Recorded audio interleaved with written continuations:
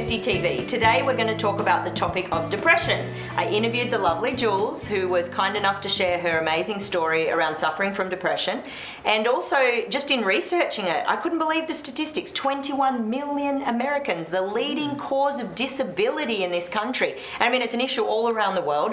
What do you think's going on? I mean, is it diet? Is it expectations, changes in work, stress, technology? Economy. But is it actually the fact that we have an expectation around living a certain house and style and lifestyle, and having certain things, that when the economy goes and we can't buy all those things, that causes the depression? Well, there's two different kinds of depression. The kind of like an economy-inspired depression is not clinical. Clinical, it doesn't matter what's going on in your life. You could have a great job, a great family, but you're still down, and it's a chemical I think imbalance. That's a great differentiator. Yeah. So there's certain people with clinical depression, chemical imbalance, they're going to be depressed no matter what's up or down. It can just come in waves. And that generally lasts for longer than a few days. Whereas they say if someone's just feeling sad and unhappy, it'll pass within a day or two. And I think that's important for people to know, because all of us suffer days of feeling depressed, of sadness, but it does pass. It could go like years if somebody isn't treating it. If they're,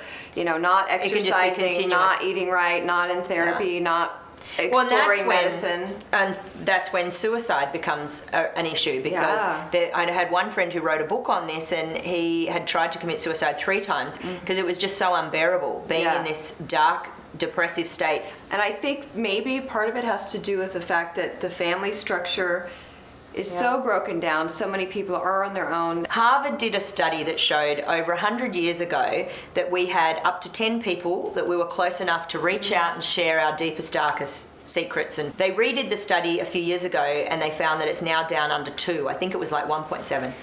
We don't even have anyone we feel we can go to. And when you're suicidal and depressed, you have to be able to reach out. You have to be able to tell someone and ask for some support. It's a beautiful thing about support groups, is because you get around people who not only have a common story to your own, but they're there at a simple phone call to be of help. And when I first came into my 12-step program, I had about 20 people on my phone contact list, and now it's hundreds. And these are all people I've met through recovery. And they're all going through the same thing. So this is through AA. This is through AA. I love that, in talking about support groups, I've never been to a support group for an issue like that, but I go out to 3-4 networking events a week. And in terms of my business and my life, it helps me to be with like-minded people going through similar things. Did you go to a support group with your depression? I didn't actually.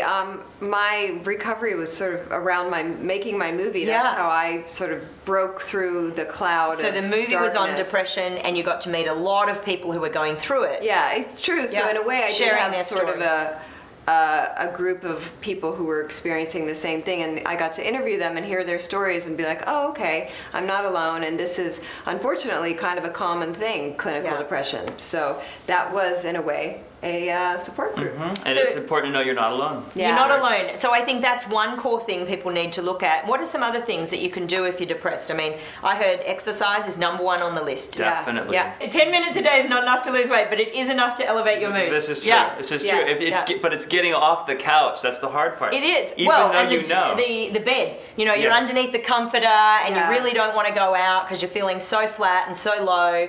You don't have the energy to go exercise. That's the problem with depression, because really, if you get yourself out of bed and change your thoughts and your energy and get out and exercise and cook yourself a good meal, you'll start to feel better. But when you're in that low place, the last thing you want to do is take care of yourself, which is the tough thing. So it is important to have a support group, get into therapy, and know that you're not alone. There's no shame around it, but it's up to you to start your road to recovery. Well, let's leave it there. That's a great point. There is no need to feel ashamed. Everyone needs to reach out and get some support. There's tons of support online.